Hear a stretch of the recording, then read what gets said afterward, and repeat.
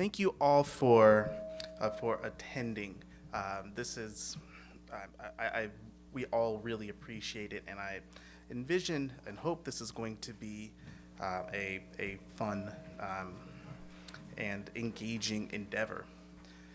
I know I was described as a fearless leader. I'm not the most talented in the fearless leader category, but I will do my best to navigate us through some both known and unknown waters.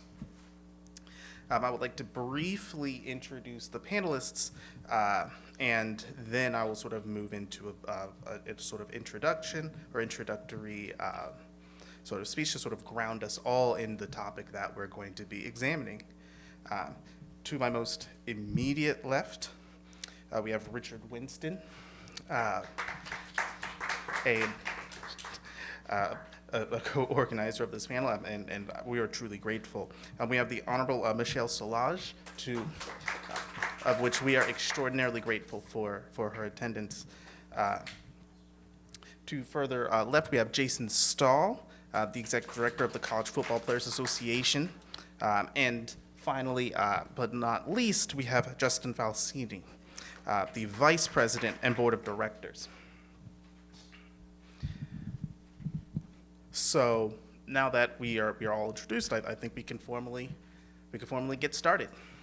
So we are all here today to discuss a topic that we are all somewhat familiar with or near and dear to our hearts, minds, and bodies. And it has a very long, interwoven, and I think very important history to talk about. To start, then, I would like to bring up a small, but I think really fascinating story. In the 2008-2009 season, at the FedEx BCS Championship game in Miami, Florida, the hometown state team, my Florida Gators, defeated the Oklahoma Sooners in front of almost 25 million people. It was, in my youth, one of the most, I would say, influential, important, and fascinating moments simply watching. The stadium was packed with nearly 115,000 people.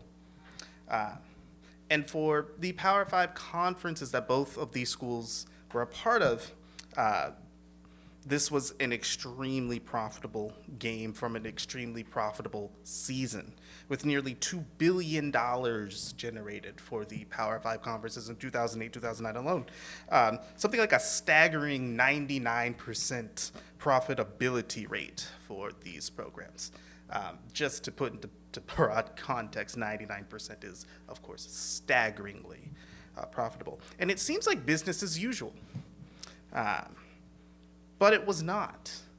After all, as we all remember, 2008-2009, the extraordinarily painful and notorious Great Recession was now upon us, with one of the great economic downturns. And yet, if you were, like me, tuned into this BCS National Championship game, the Great Recession simply seemed to not exist. And in the profits of Power 5 conferences, the NCAA, the Great Recession also seemed very muted. And why is this the case? Absent from this conversation of revenue, of income generated, was the labor necessary for these processes to happen, right? With nearly 540,000 student athletes participating in NCAA athletics, and something around $17 billion generated in 2022, college athletics has been well titled big business. Yet, the majority of this business centers around the expropriation of labor from student athletes. They are systematically and in many cases historically removed from broader categories of employment for numerous different reasons.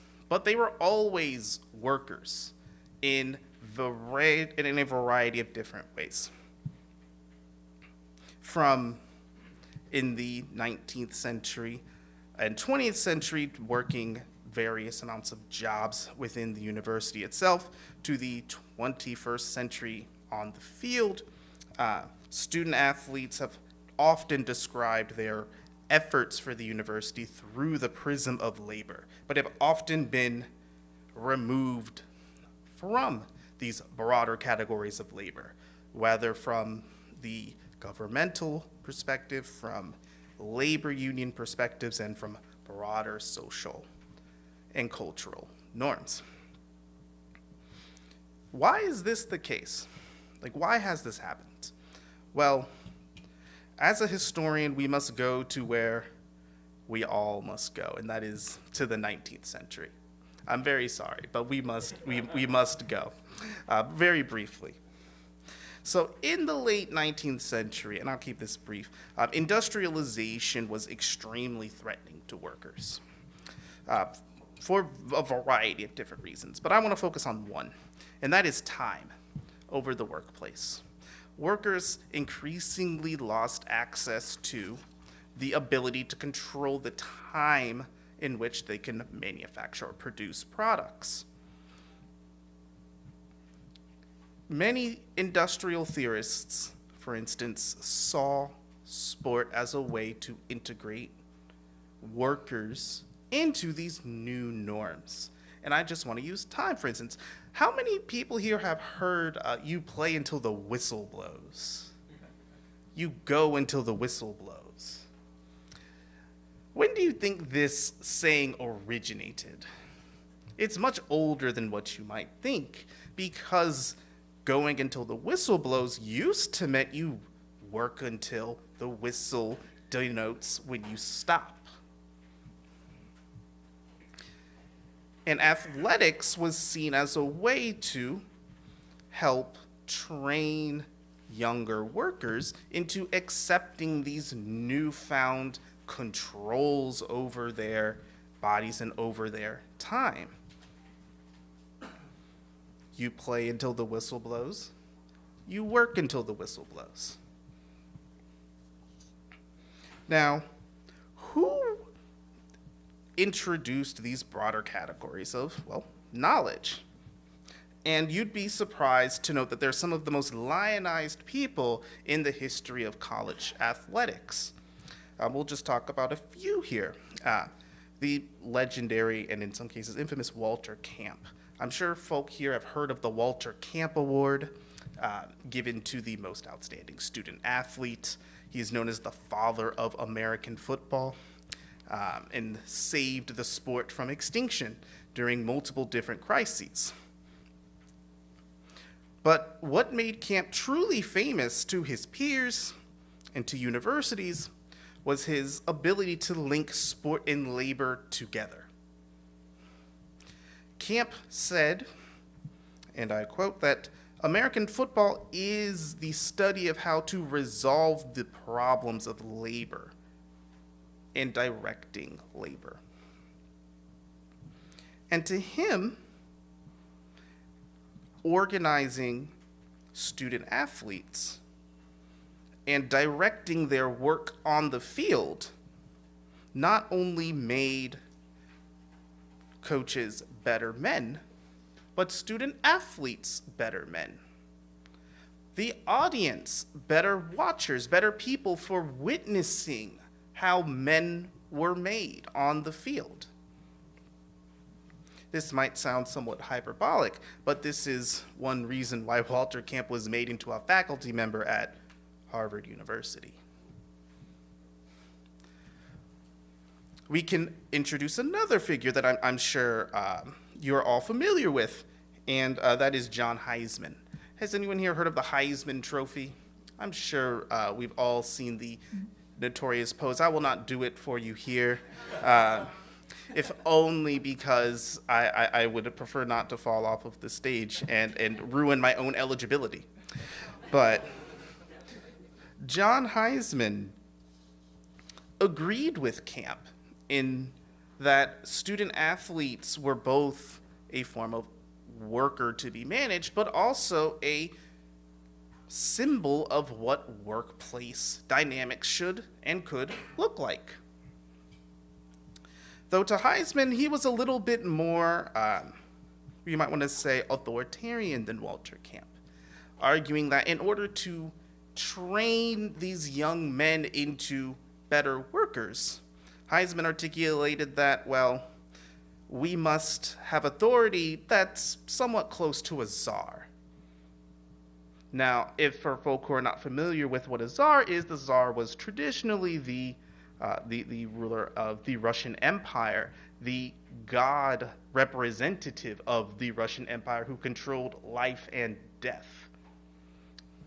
So for John Heisman to articulate that coaches should have authority close to a czar, but not completely, but close, I think is, one, quite remarkable, but also centers around how these coaches thought that labor needed to be managed and conceptualized. Authoritarian, top-down, and certainly for not just their own good, but for the good of people around them.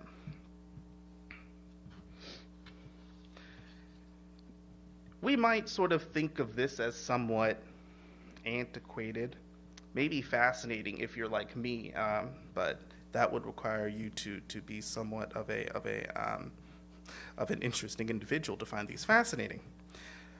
Universities found them fascinating, and oftentimes would label and hire coaches as faculty members. But more importantly, they would craft these new units of organizations that we're all familiar with, athletic departments, to help facilitate these trainings.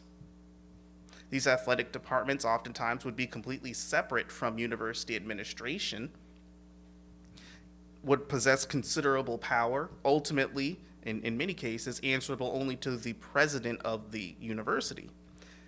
And most importantly, these athletic departments generated substantial amounts of revenue. If I were to ask you the highest paid public employee in Massachusetts in 1905, who would you think it would be? One would. That's a great guess. But see, I'm not sure what you do with your free time. This is what I do with my free time, is I look up these things. But actually, it was the football coach in 1905. I think in 2025, many states' top-paid public employees are still football coaches. With this long history in mind, they were highly paid public employees because universities and states saw them as mechanisms to train labor and to train young men into becoming better workers.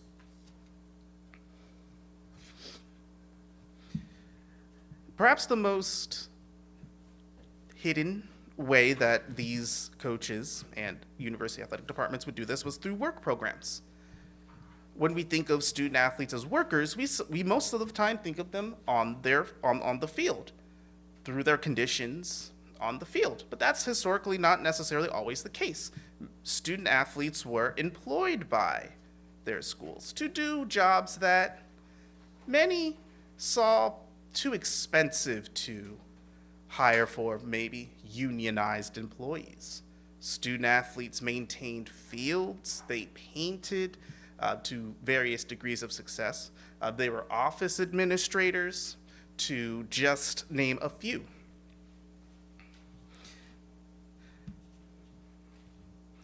And this connection to labor, well, was not particularly popular for many people, particularly unions, who would oftentimes write to universities asking them not to displace unionized painters, for instance, at University of California, Berkeley.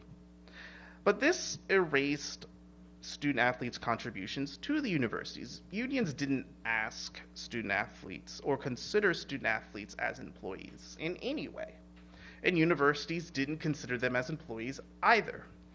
And this would all change in the 1950s with a couple of different I would say, massively important court cases.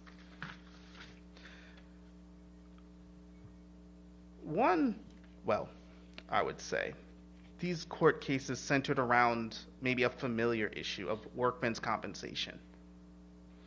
As student athletes had few, if any, protections for injuries on the field, workmen's compensation became a way that they claimed any type of compensation for their injuries, and in many cases, deaths. You might be familiar with the term student athlete. It wasn't always a term. This was crafted in the 1950s in conjunction with Walter Byers, the head of the executive director of the NCAA, with university Power 5 conferences, to negate these claims to workmen's compensation. But broadly speaking, to negate the claims that student athletes could potentially be employees. By cutting this relationship off, theoretically, Byers, the NCAA, university athletic departments thought that they could maintain a system of exploitative labor practices for great profitability. And I again cannot stress how profitable these athletic departments and these athletic programs were. A real quick example, in Oregon State, the president actually wrote to the athletic department thanking them for saving the colleges of arts and sciences from the Great Depression. So the colleges of arts and sciences obtained a loan from the athletic department that saved them from closing. This is just one example. But by the 60s and 70s, change had begun, or change swirled anew, with Black student college athlete protest movements throughout this period, articulating that they are not cogs in university machines, but they are people, they are Black men, deserving of institutional recognition and control over these institutions. From the University of Wyoming to UC Berkeley and to every university in between. Protests in the late 60s, early 70s swirled around how athletes could control their bodies and their labor. But importantly, these Black student athletes did not articulate themselves as employees, and they had no interest in doing so. Rather, they argued that as Black students and Black men, they deserved and they fought for more equitable academic situations and academic programs. As an admirable and extremely powerful goal. Yet for student athletes, it removed them further from categories of employee and employment. From the 60s, we can move into the 70s, into the 80s, where paying student athletes became increasingly rare outside of scholarships. Work programs were abolished, and scholarships reigned supreme, though there were whispers of paying under the table, most famously with the Southern Methodist Mustangs in the 1980s, who received the first and only NCAA death penalty for paying student athletes. Now, this is remarkable, as the entire program was shut down for a season for the offense of paying athletes. This situation even further removed student athletes from categories of employees, as now universities, increasingly wary of their athletic programs being removed, increasingly aware of their profitability, moved even further away from acknowledging student athletes as workers. But this debate took on a new life in the 21st century, a new time of thinking.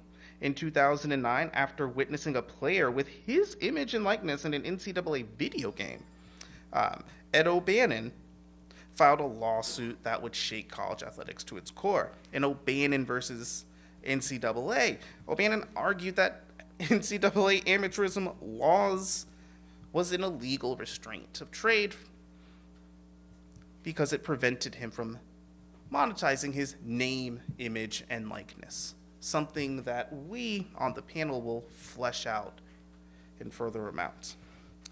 As a relatively young man in 2009, I was heartbroken to see the NCAA video game series removed from shelves and removed from production over this very lawsuit, but it raised important questions.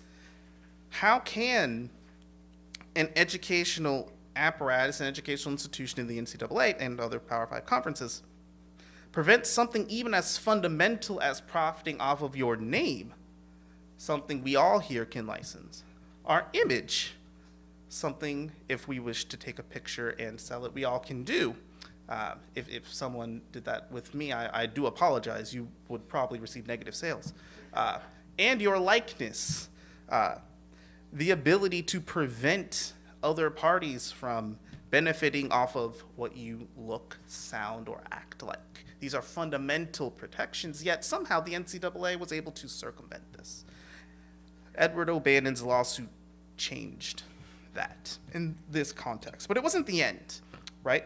In 2015, inspired by the O'Bannon lawsuit, so unlike my youthful self, college football players at Northwestern voted to unionize, arguing that their playing conditions were actually, in fact, working conditions. They practiced and played for between 60 and 70 hours a week. Their employment took prerogative over their course schedule, something that black athletes in the 1960s also articulated. And finally, they received inadequate care for their injuries, noting that even throughout the early 21st century, death and injury for college athletics was relatively high and a question that few seemed to want to acknowledge, let alone talk about. Though the NRLB did not allow them to unionize, they dismissed the case, it was still a notable attempt and an indication that in the 21st century, perhaps the winds of change could impact a system that had seemed immune to it for so long. By the 2020s, we've, in many ways, revolutionized an entire system. Now, name, image, and likeness are at least relatively familiar terms, though still confusing on what constitutes name, image, and likeness. Through a landmark court case, House versus NCAA, student athletes can now be paid in some degree. But yet the fight for student athlete equity has scarcely begun. In these agreements, we see dramatic disparities between top-level athletes, mid-level athletes, practice squad. We see massive divisions between conferences and even divisions. We see a massive gender gap between male and female athletic programs. And perhaps most importantly, we see a lack of representation or a lack of acknowledgement that these workers are, in fact, employees of the institution, deserving of workplace protections, deserving of investigation over injuries and death, deserving of regulations around their craft. So, as we sort of started with the 19th century, I would close with the 19th century, as it never does seem to end.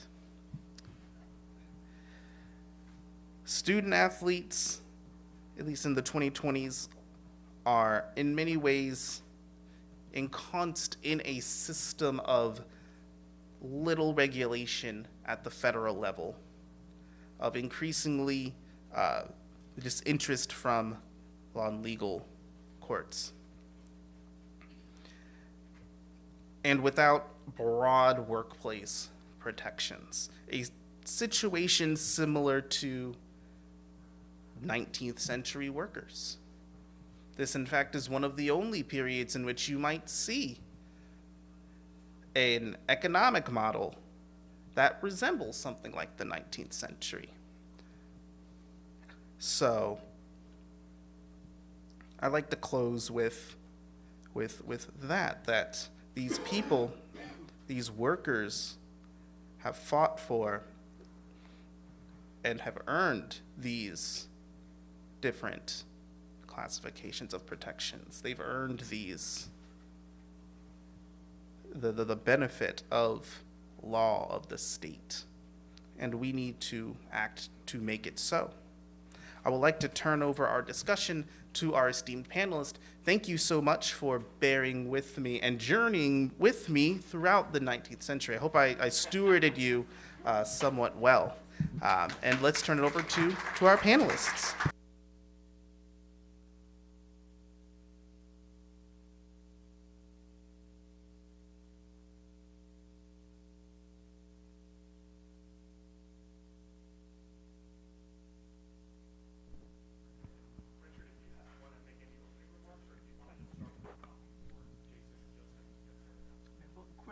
Quick opening remark. My green light is on, so I assume the mic is on? Okay.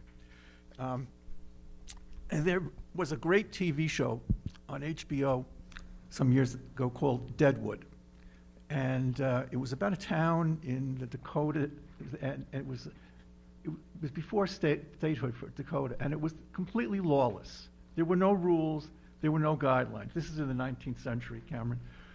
And what happened in that town made for a great TV show, but few people got very rich, and most of the workers got crushed because there was no law and there were no rules. And the changed landscape that Cameron has shown us, which has gone from a sort of a nanny state administered by the NCAA, where you couldn't give a player a sandwich, and it was different if they ate the sandwich standing up or sitting down, to a point where now stars being paid, millions of dollars from various revenues. This is incredible sea change. But there are no or very few rules, and need to be rules. What kind of rules should we have? I'm a big believer that collective bargaining has shown itself to be a way to go, where both workers and their employers can get together and hash out the all-important devil in the details of their relationship. I think that is the way to go. From what I'm observing, and interestingly, I'm a fan. I'm here as a fan. I'm a lobbyist in Albany, and I saw Jason Stoll on a podcast that a friend of mine does, and light went on for me that, wow, this is really a great area and great, ripe for unionization and important to discuss. There's a lot of money flowing through this thing. So I went to my firm, State Broadway, and I said, can I put together a conference on this? And they gave me the ability to do that, and so here I am. I'm a fan. I'm also, by the way, for the lobbying commission, whatever it calls itself now, I'm also registered as a lobbyist because they told me I couldn't have a conversation with Assemblywoman Szilagyi unless I registered. And I registered as to represent my law firm on this issue. So now I can talk to the Assemblywoman. Doesn't that make a lot of sense? Yeah. So here I am. So look, New York is in a position to lead on this because the federal government has basically abdicated responsibility. One of the first things that happened with new counsel at the NLRB was a letter that said that college athletes are not employees. So that's the end of that discussion about unionization under the NLRA. But I worked on the first Bill of Rights in the United States for domestic workers, enacted in 2010, okay? New York led the way. New York, Excelsior, right? The Empire State, we led the way. And we're in a position now to lead the way again. And I'm so thrilled to be sitting next to Assemblywoman Szilagyi, who is a leader. She's the head of the Black, Latino, and Asian caucus in the New York State Legislature, which includes both the Assembly and the Senate. And she took the leadership to introduce a bill on employment status and collective bargaining for college athletes. And that's real leadership. And that's what we need here.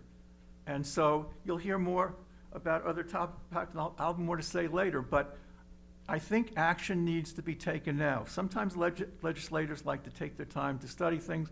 I worked on a farm worker bill under the State Labor Relations Act. I worked 20 plus years on that. It was finally enacted in 2019. Great, it had a happy ending and it's working well. But there's a crisis here now. I mean, now there are no rules. Now there's a lot of money flowing through the system.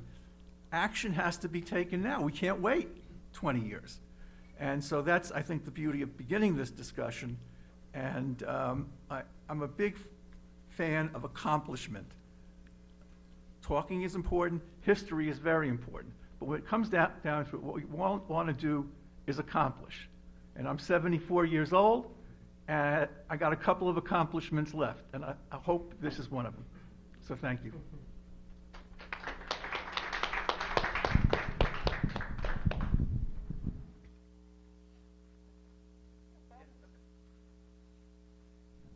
Hi, am I on here? Yeah.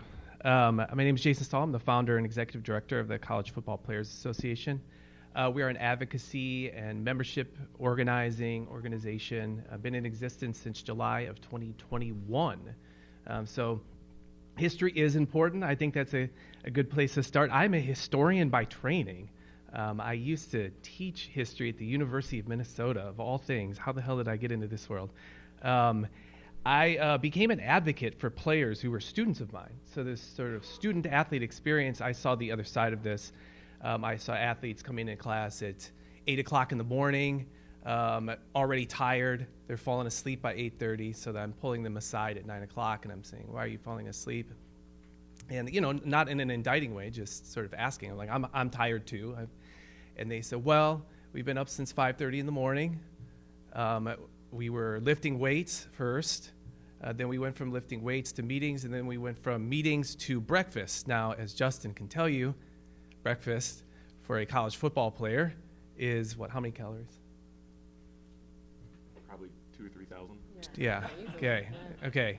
So we're talking about a lot of calories, 2,000-3,000 calories, and then they come to your class and they might bring food with them in a container, and they're eating in your class too because they have to get to be playing weight of 320. 320. So you got to get to 320 pounds some way. So you eat a lot. And so, yeah, this was a real kind of eye-opening experience for me. I was not a college football fan, did not care about college football like Cameron. I was a baseball fan. This is just like not on my radar. And so I started talking with these guys more and more, and it's Minnesota. It's a very white campus. So very often the sort of diversity that was represented in my campus were my football players or my athletes more generally. And so they brought these very unique and I think interesting voices to the classroom experience, and I really appreciated having them as students. But then there was, you were negotiating sort of just their hard work lives, and they were opening up to me more and more about here's what this is like. And so I had this, what I thought was just a fantastic idea, which is to write a book. My first book was wrapping up at the time, and so like, this is perfect. This is going to be my second book. I was so naive. I thought, nobody knows all these things that I'm going to tell them. I didn't know there was a huge amount of research out there already, into these issues. But I was like, I'll just start interviewing these guys. And so that's what I did. And then at Minnesota, we got a new coach in 2017. Very often when a new coach comes to town, the new coach will assert himself as czar, right? He is still the czar, as Cameron said, on campus. And when a new coach comes in, we've seen this, examples of this throughout the country of, guys getting run off, guys getting effectively fired. Let's just call it what it is. Losing opportunities, now losing money. This still is, endemic throughout the industry. But yeah, players are coming to me and reporting things that bothered me. It was mistreatment at best, abuse at worst. And so around the time of my 40th birthday, I became an official reporter at the University of Minnesota, which is something I never thought in a million years I would have to do.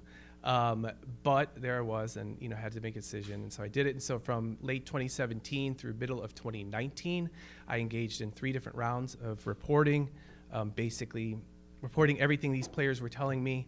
This is all public now. I mean, so none of this is hidden anymore.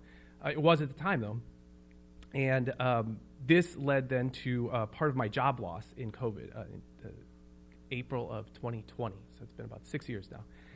And so in this really backwards way then led to the founding of the College Football Players Association, because in 2020 and 2021 then I was telling these stories publicly. I'm a writer, and so I started a newsletter, and I'm going to tell everybody what I know and so forth. I think what I didn't realize, and then I came to realize by 2021, was that a lot of the problems that I had been reporting were systemic throughout the industry. I'd say maybe 10% of the things I was reporting were, I think, uniquely bad, but the other 90% basically existed everywhere. Things like, the first recruiting class for the coach, we used 26 guys. This is 2018. A year and a half later after that, 6 of those players are medically retired from the game. They've never played a game in their lives. These are injuries, disabling injuries, sustained during practices. And these young men, who were 18, 19, 20 years old, would never play the game again, and in many cases were in dire straits, were in real trouble. And yeah, these things are much more common than you would think, because it is a sort of lawless kind of wasteland still.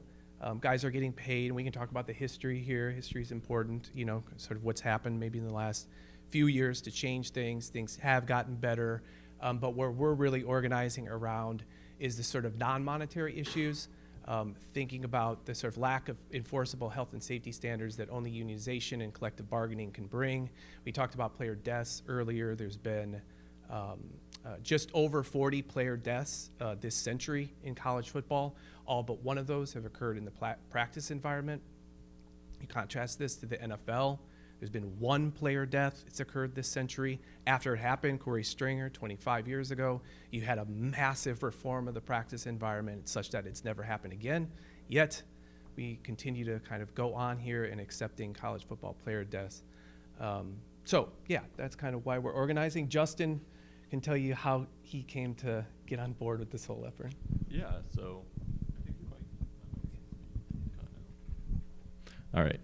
So I met Jason. I saw him on the YouTube news show Breaking Points, and thought, all right, who is this guy? He says he has a platform for why players should form a players association and how we should organize athletes. And as a former athlete, so to start, I played at Clemson as a center from 2014 to 2018. And then after that, that was in the dark ages. That was back before any kind of NIL money, definitely no direct revenue sharing. Started off with the you get cream cheese on a bagel. That's, a violation. Compliance is going to come talk to you. We got the cost of living stipends was the big deal when I was there. So after all of that, this was something that even while I was there, you're doing all this work as an offensive lineman, you're beating your head in every day. I was going against guys like Christian Wilkins, Dexter Lawrence, Grady Jarrett, like all pro, best ever D lineman. That was my life day to day. Meanwhile, I'm told I can't make any money. I can't profit off my name, image, and likeness. My coach's salary went from a $10 million contract to a $120 million contract during the time I was there. There was probably close to $1 billion worth of construction going on at the campus at Clemson, funded largely by the revenues being generated by the athletic department.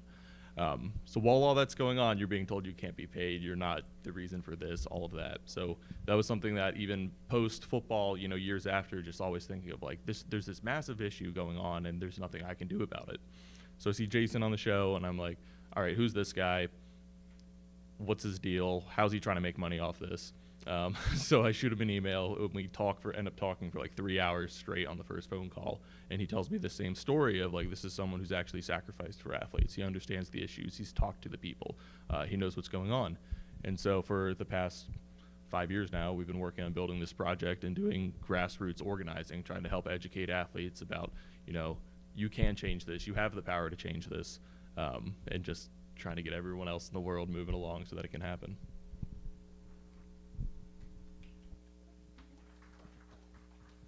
Well, I first want to thank everyone on the panel and appreciate the opportunity. I got into athletics because during college I wanted to actually be a doctor, and then I failed biochemistry and physics, and I was like, all right, this is not for me. But I did want to be a part of the clinical aspect. So at Hofstra University, I found a opportunity to study athletic training. And so I actually have a Bachelor of Science in Athletic Training, which I did for a little bit up until COVID, or up until the Great Recession, and I couldn't find a job in college athletes, so I went into politics, which is almost the same thing, right? But it's a participation sport. And so I'm just really excited to be in this space because I've seen firsthand a lot of the student athletes not only sacrificing their physical bodies, but putting their time and investment into an institution, and that institution getting massive amounts of money off of their labor. And I love how this conversation is based in history, because if we talk about New York State, we've always led in labor rights, whether you talk about the factory floor, public workers, classrooms, New York is a labor state. And so what is it that we're here to talk about and to advance is to make sure that these student athletes are represented in the labor world. And so when I was initially coming into the legislature, I did a lot of work around licensing athletic trainers, which was great. And it made me fall into the work of NIL. And so working with Senator Parker, we were able to pass the name, image, likeness bill in New York State, which is one of the strongest bills in the country. Since then, we've pushed for building the framework around boosters and talking about how we can always protect student athletes. And so having these conversations, collective bargaining is the next level on that. Making sure that student athletes have the opportunity to take these institutions that have profit off of them and at least get something in hand. And so I'm really excited to continue this conversation and work with some of these great folks on this panel to get it done here in New York State.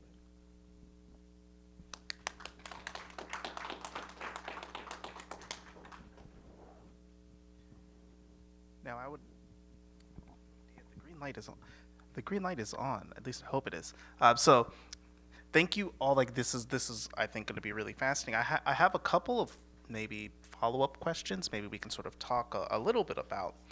For Jason and Justin, I would love to hear, and I imagine the audience would love to hear a little more about the, I would say, physical rigors of college athletics, the hidden aspects of, say, what practices look like, the injuries sustained, etc.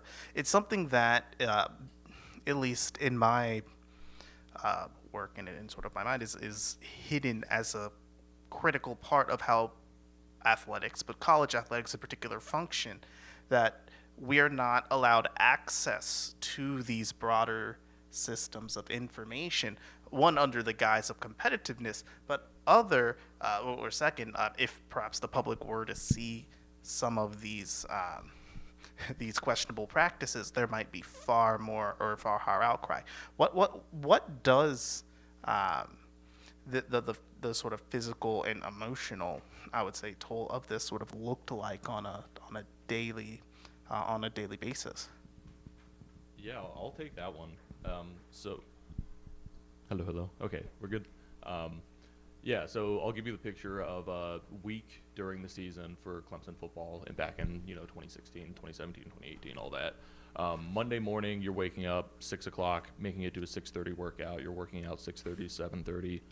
If you have an 8 a.m., you are then scrambling to shower, grab food, run to class, try to stay awake in class. You're in class from 8 to 12. About 12 to 1, you're moving to the football facility so that you can start to get ready for practice, get lunch, start getting dressed, get your knee braces on, get your pants on, get ready to go, so that then you're in meetings from 2 to about 4 o'clock. So team meeting, then individual position meetings for film review. 4 o'clock to 4:30, just go get the rest of your pads on for practice. Practice 4:30 to 7:30. Within a practice, you're looking at the warm-up period. This is where it gets there's the NCAA 20-hour rule.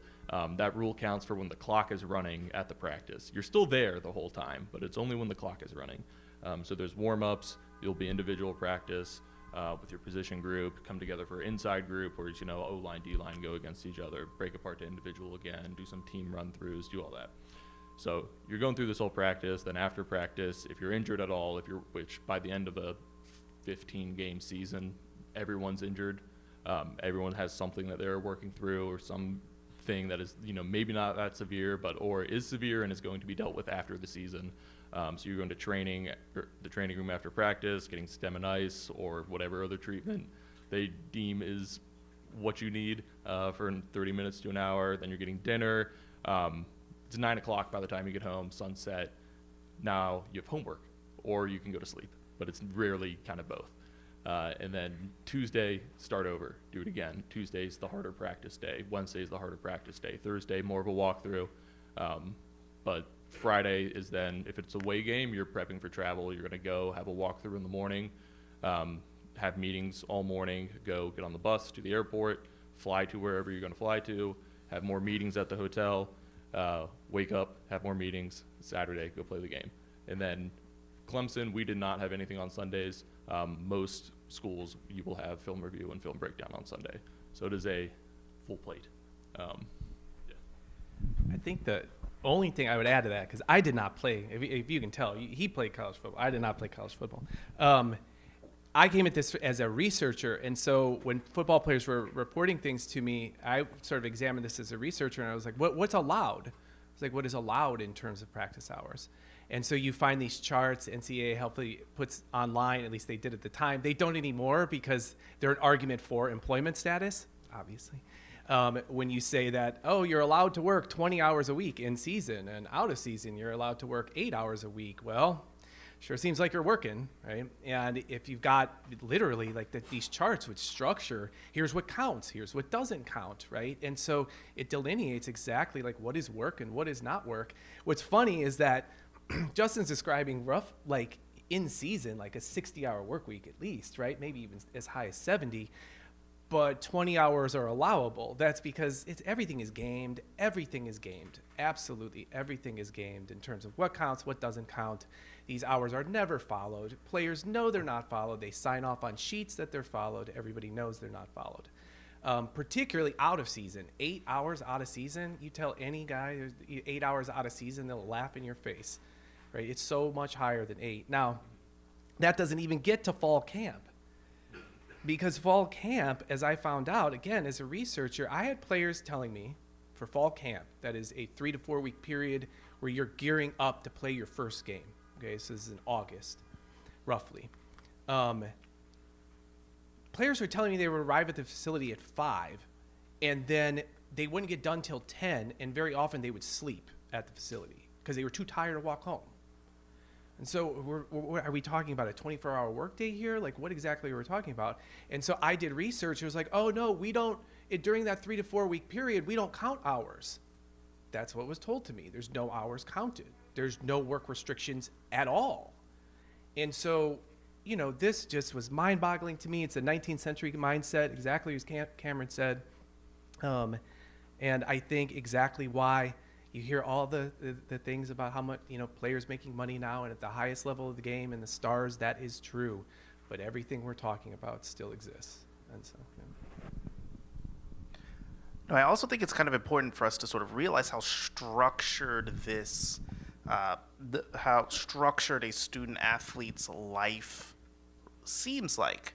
At least, when I was going into an undergraduate, I was not. I was not a college athlete, but I played high school, so I was more familiar with the structure, and it kind of dawned on me like, oh, wow, I can go to the library. This is kind of incredible. We've got a great library at this campus.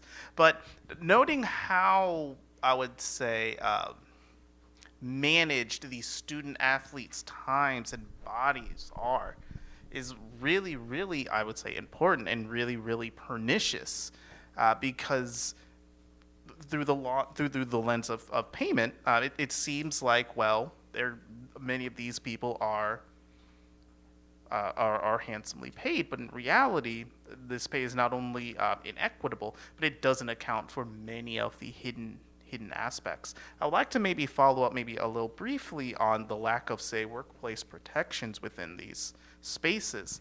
And I would like to introduce that with just a quick sort of story. When I was a GSI at the University of California, Berkeley, I received a excused absence report from a rower, and he didn't want to go into detail about what happened. I'm like, okay, we should just talk like really briefly off the record what happened. And he told me that, well, during a rowing practice, his rowing instructor and teammates sort of sailed out to an island and left him there, and just left him overnight. And that's why he couldn't come to class.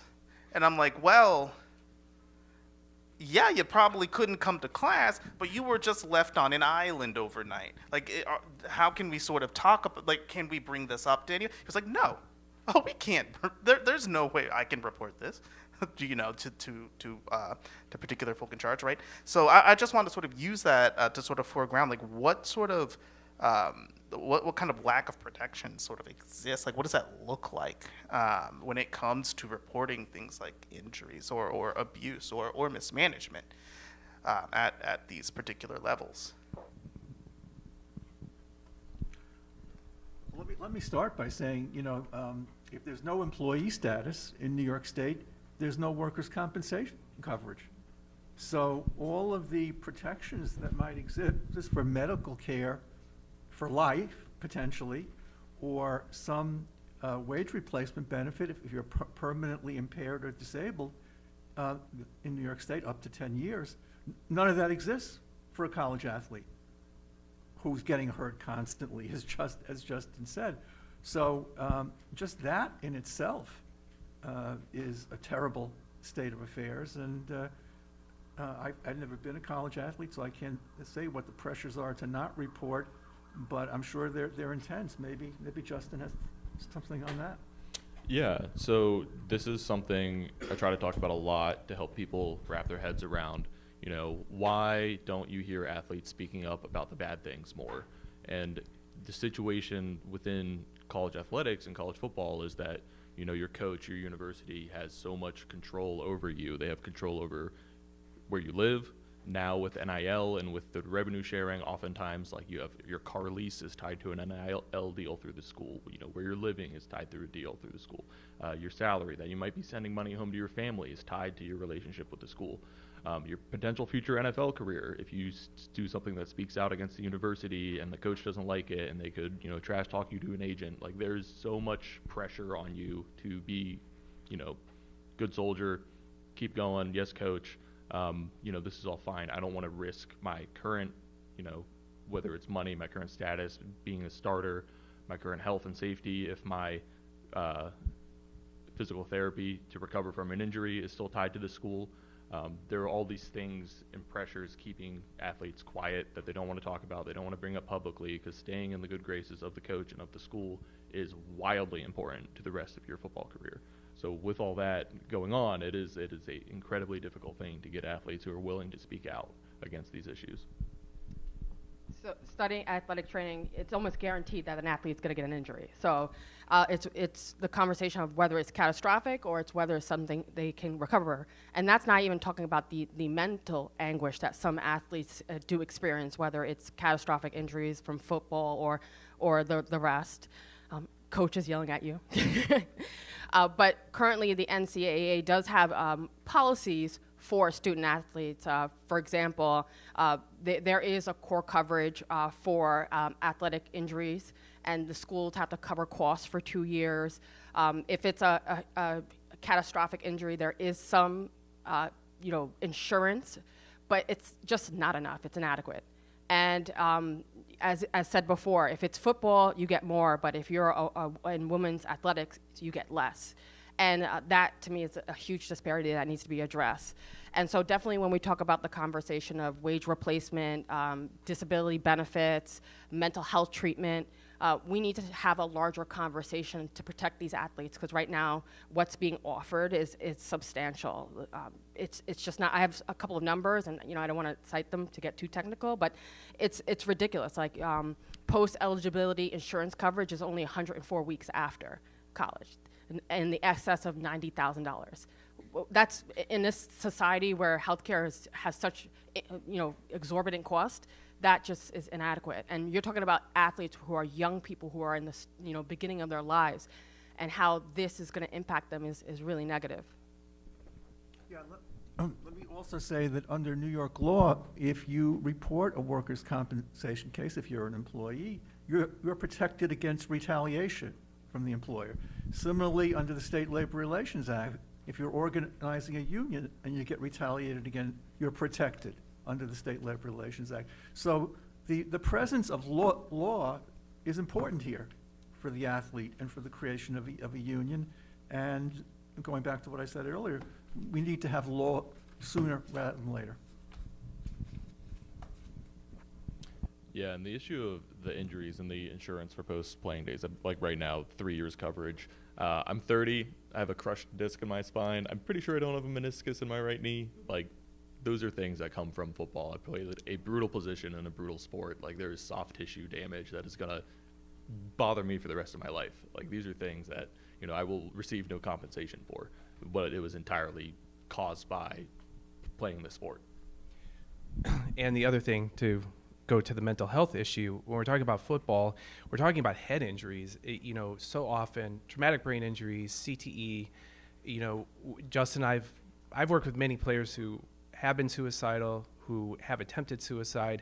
A lot of this, I believe in football, these could be of course they're mental health problems, yes, but it's caused by traumatic brain injuries, right? People are depressed because of that. People are experiencing anxiety because of that. And so this is something that increasingly I feel like we're talking about at the NFL level. There was the concussion settlement that has paid out a lot of former players, and so there's a lot of good advocacy work, including by the president of our organization, around these issues. But it's at the pro level, and I feel like these issues that we hear talked about in the NFL are just not talked about in college football, even though they are the exact same issues. And my last little note on the damage that playing football really does to your body is, if you ever look up the stat for what is the average lifespan of an NFL offensive lineman, 53 years old. It takes a toll on you. Now, I didn't play that long. I didn't play into the NFL, but it is something I have to think about, is that how many years of my life did this take away from me? Also, as Assemblywoman Szilagyi sort of noted, there's also like a gender dynamic to this as well. Like for women's soccer, sustaining an extremely high amount of concussions. And this is not only not really particularly talked about, acknowledged, or even, I would say, discussed in the context of what these health and safety protocols even look like, right? So we have particularly, I would say, delineated dimensions to this problem that we all, I think, should at least take into consideration. I would ask maybe one last question, and I think then we can get to some of these written ones here, because these written questions here are actually fantastic. They're great. For something, Szilagyi, you mentioned this bill about a booster regulation. I think we all sort of have this conception of what college athlete funding sort of looks like, right? This back room, cigar-filled smoke, this idea of these boosters attempting to negotiate for. How did your bill sort of address the problems inherent with this model of financing? Because after all, this is we cannot escape from the 19th century, but this is one of the least regulated aspects of financing that we have in this country. Yeah, it's interesting. It's interesting, the dynamic of NIL. When we initially passed it, we pat ourselves on our back and said, well, we're done, But unfortunately, the subject matter evolves. And now we're interfacing with, whether it's individual person, fans, groups of individuals are now organizing themselves and now backing certain athletes or certain sports. And for us in New York State, it creates almost, it creates now arm races all throughout the different institutions, whether it's the schools in New York or, competing against schools all across the country. But with regards to boosters, now you have these entities that are raising money and investing into the athletes, which creates a precarious dynamic because it not only creates inequities when we talk about the different sports and the different athletes, but it creates a funding mechanism where now people can compete with these institutions, these higher ed institutions, for perpetuating and getting certain athletics highlighted more than others. So the issue of boosters has really become, I would say, a thorn in our back because how do we regulate something where we're trying to regulate it on a state level, but we're also competing with what's happening on a federal level. And so it's been difficult to try to figure out how we can prevent these massive amounts of investments and funding for different athletes or sports in that respect. Yeah, just to throw out, there are universities that are now partnering with private equity firms to raise millions of dollars for athletic departments, and there are no rules, essentially. That's what makes this very, very scary. Private equity firms, they see an opportunity to make money, and there are no rules. And also the dynamic of public-private schools. So what you're seeing is that, in New York, the Syracuse of New York are trying to compete with other institutions that are in the South. And, whether it's lacrosse or football, it's becoming a really big issue where money is being invested and these institutions can't compete with it. No, thank you, Hall. I think that was fantastic. I want to also add, maybe just briefly, we're sort of talking about, maybe I can add a little bit of a reference. This is about the dehumanization of these people, right? These athletes are now no longer people. They're investments, they're products. They are mechanisms through which to invest capital and obtain a return from, right? Assets to be moved around, purchased, etc. Right? This is, I think, fundamentally important to how we're talking about and how we want to sort of think about this crisis. And so I think maybe transitioning to some of these questions, because these are actually really, really interesting. We have a question about potential paths for collective bargaining, so I would just like to read it in full. What are potential paths for college athletes to win collective bargaining rights and unions? Does that happen by campus? Does that happen state by state? Can that happen at a national level? How does this process work? So in New York, we're proposing the New York College Right to Organize Act, and it would establish employee status for college athletes in New York. We're going to grant them the right to organize, to collectively bargain, and it creates a legal framework for compensation, health protections, and work conditions.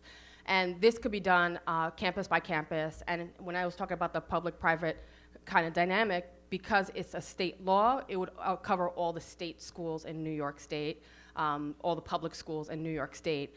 And so it's a pathway that we can advocate for this in our state and protect our student athletes. But there's still a question about the private institutions, because we technically can't regulate the private institutions that exist in New York State.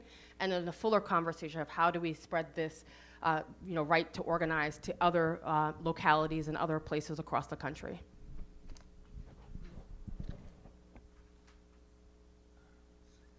Green light. Okay. I believe that state law, which amends the State Labor Relations Act, can cover the private institutions, and that's a whole other discussion. That's why we hired him. Right, okay. But further than that, I mean, the pathway is the Szilagyi bill to institute employee status and collective bargaining. There's a clear path, and that's it. Now, to get from here to there to make a law, there's going to be a lot of conversation, interest groups that are involved, tweaks that need to be made to the bill, as there always are tweaks made to the bill. If you create collective bargaining, you create a situation where the employees and the employers can get together and fine-tune their working relationship. And incidentally, there is an antitrust exemption in law, in federal law and judicial law, that says if there is a collective bargaining relationship, there's no antitrust problem. And so one major reason why the path is the Szilagyi bill on collective bargaining is because it evades the antitrust problem that would otherwise exist, and that's a very important legal reason. So yeah, there's a clear path. In terms of the law, there's a clear path, and in terms of legislating, there's a clear path. But what has to be developed is, all the involvement of the very interests of starting with the athletes, because it's the athlete's voice that needs to be the most important voice. It's the athletes that's going to vote to choose whether to have a union or not, ultimately, and that's as it should be. And I have to say, the president had a forum 3 weeks ago at the White House to discuss this whole topic of college athletics. There was not a single athlete invited. Well, that's backwards, and we have to start with the athlete and go from there, not start with everybody else who wants to profit off the athlete. Just a real quick, I would say, logistical. See, this is what happens. I feel like I've led us astray somewhat partially. Feel free to write down whatever questions that you have, and we can pick them up. I would love for us to sort of be engaged. So I just want to let folk know if they have questions. Then please feel free to ask them and bring them up here. I would just say here, too, the reason why the Assemblywoman has to introduce her bill at the state level, and why we have there's a state level bill in the state of Michigan as well. I think this is the pathway right now. It's through the states granting collective bargaining rights to college athletes, because the federal government has abdicated the responsibility to do so. So the National Labor Relations Board went through a wholesale sort of revolution on this issue when Trump was reelected to the White House. And so during the period from 2021 until 2024, you actually had Jennifer Abruzzo, who is the general counsel of the National Labor Relations Board, put forward a very famous memo, I believe it was in September of 21, saying college athletes are employees and they do have collective bargaining rights. I think, lamentably, as organizing athletes during that same period, she was a bit ahead of her time. I think if she had come now, we would have been in a much better situation to sort of seize that momentum. I think the problem of having the federal government respond in that way in the period from 2021 until 2024 is schools were not yet paying their athletes. That did not directly paying their athletes. That did not change until the resolution of the House, Hubbard, and Carter cases in 2025. A component of those cases said that institutions, should they want to, can opt into the settlement and engage in revenue-sharing activities with their college athletes. So this happens at the highest level schools in the country, including Justin's alma mater. This past year, sharing $22 million with their athletes. Probably, I guess, it's $14 million of that went to football players. Not as employees, though. Even though they look like employment contracts and they sound like employment contracts, they call them licensing agreements, they call them revenue sharing agreements, NIL agreements, they call them anything to get around the idea that they're employment agreements, which is what they are if you look at them. So I think in terms of organizing now and thinking about the next step, employee classification, unionization, collective bargaining, it's very unfortunate we do not have a National Labor Relations Board ready to seize on this momentum. And so, yes, I do think it's left to the states. Fortunately and unfortunately, it's good. So, Assembly people like Assemblywoman can take this up, but at the same time, it's like we need a federal government response. The only similar bill at the federal level is the College Athlete Right to Organize Act. Senator Chris Murphy put it forward. It's very similar to this bill in terms of what it would allow athletes to do. Maybe I would say a follow-up or even an addendum. Is there a role that college sports fans can play to help college athletes win this right to unionize? Like, what role can fans play? I mean, after all, fans have particular forms of power, and is it possible to utilize this in a way to force the issue on this question? Justin and I were talking about this beforehand. Whoever questioned this was our favorite question, and we were sort of pre-engaging a response because I don't think it's anything we necessarily had thought about before this, in part because we are used to fans being a problem. When you engage in advocacy work on behalf of college athletes, you will catch a lot of hate from fans. That's part of the job.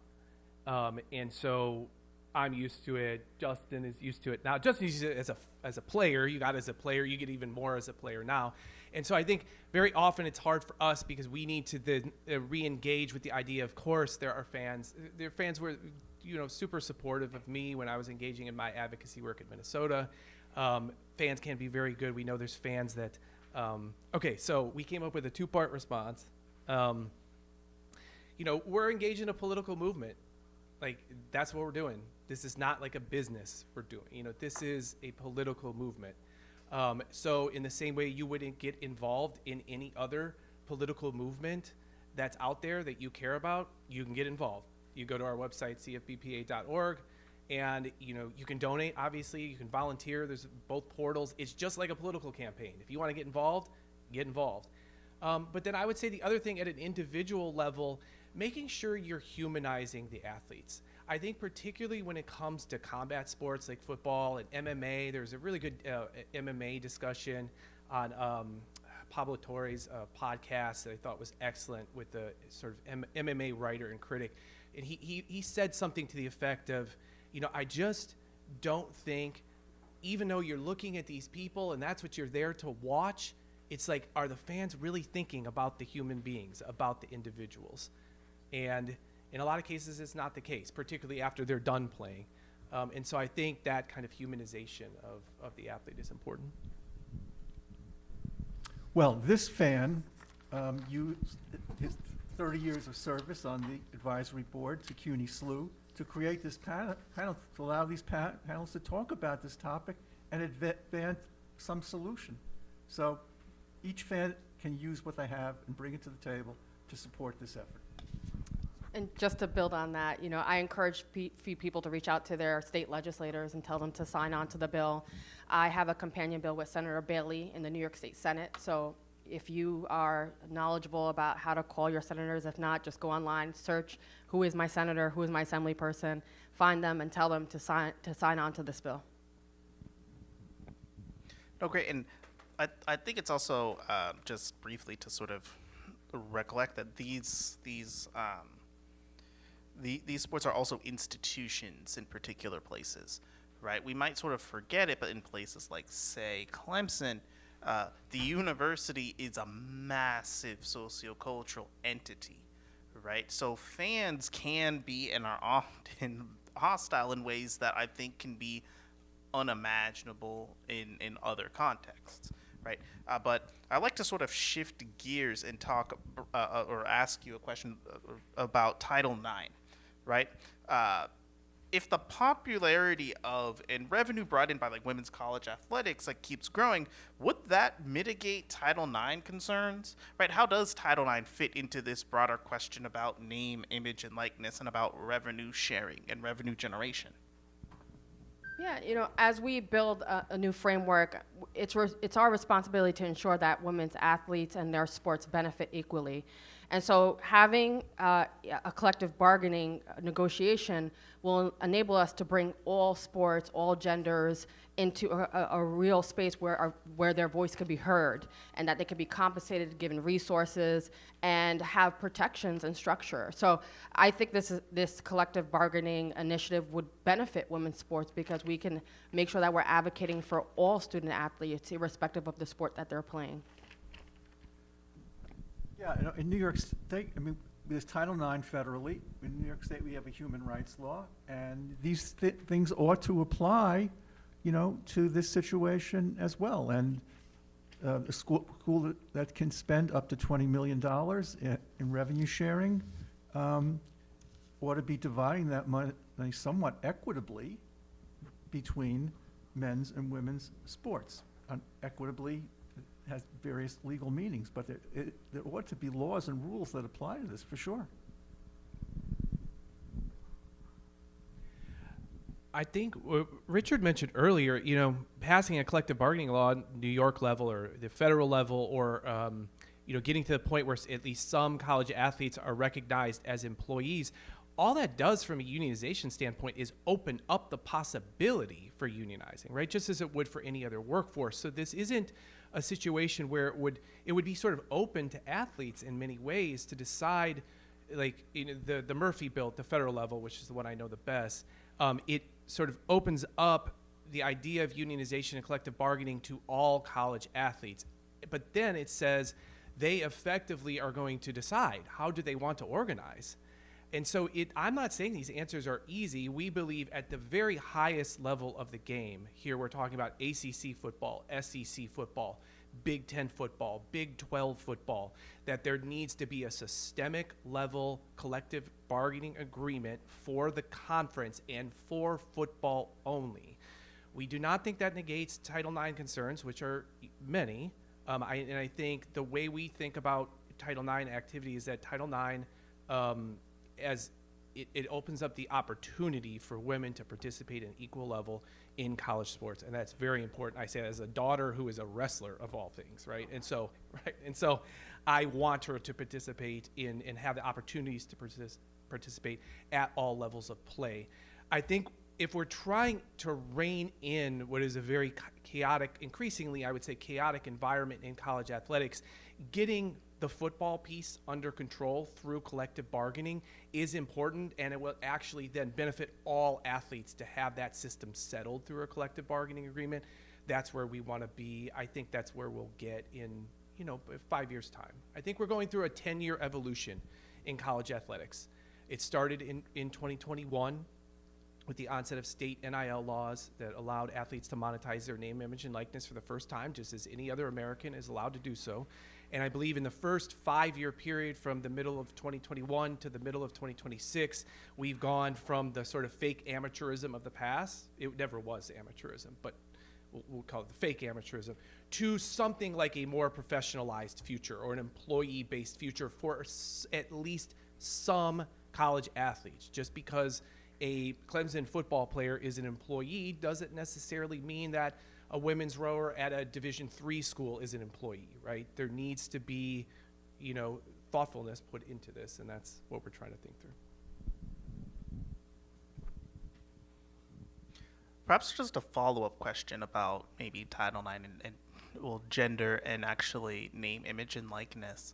At least from what I've read and from what I've sort of thought about, there's this fundamental, I would say, gender divide in what in how name, image, and likeness benefits are sort of generated by men and by male and female athletes. At least from things that I've sort of seen, like we might want to say scam opportunities are more prevalent for female athletes. Exploitative contracts. It's also, I would say, important to kind of note that some of these name, image, and likeness contracts last for far longer than what you might anticipate. For example, one company attempted to lease a female student athlete's likeness for around 40 years. Like I said, longer than you might anticipate. So I think these are important questions about women's sports and about gender that we definitely want to address and sort of talk about, how can we mitigate some of these concerns, and how can we flesh this out a little bit more.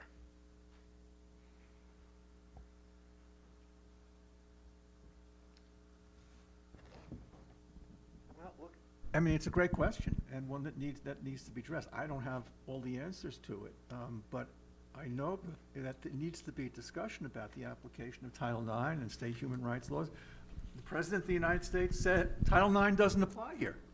Well, I don't think that's right. I don't think that's the answer. But there needs to be that discussion, and there needs to be that pushback. Yeah, and from a state perspective, we're seeing all these case uses of NIL being negative towards the life of a student athlete. So there is legislation that's currently being drafted to make some corrections. especially as you mentioned, making sure that these student athletes understand that they're entering into a contract, regulating the agents, because some of these agents are now just being, let me say just a simple word, scammers.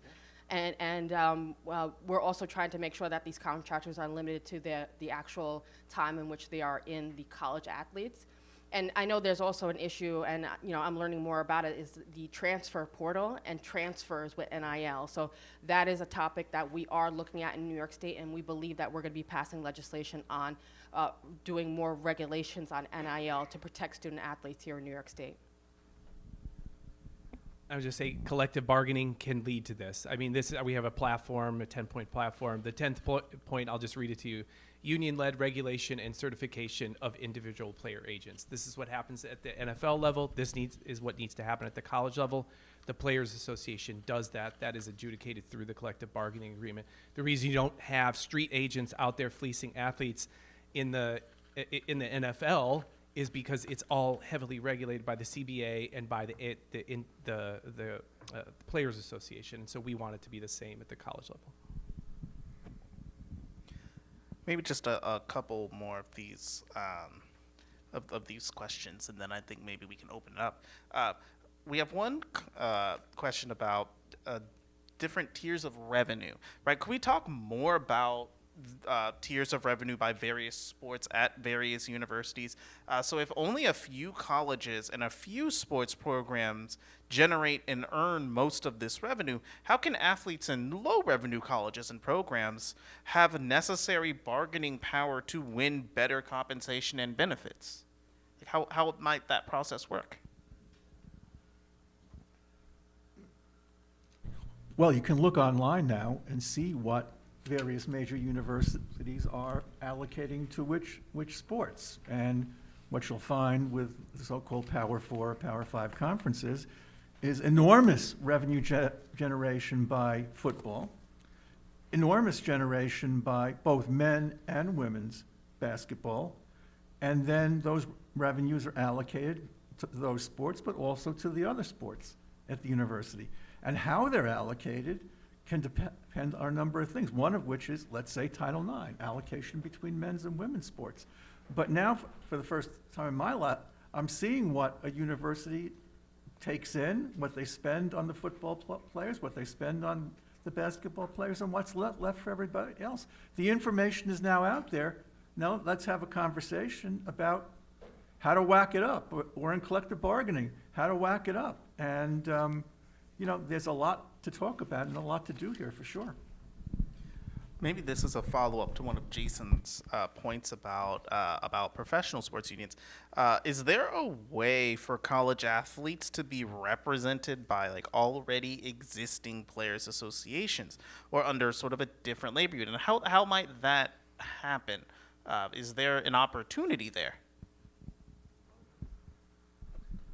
Sign up and become a member of the CFBPA for one.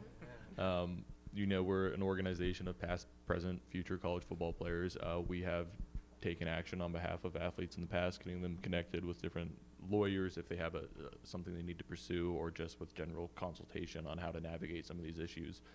It's something we're working towards now. There are other groups that are looking to start doing the same thing, but get engaged.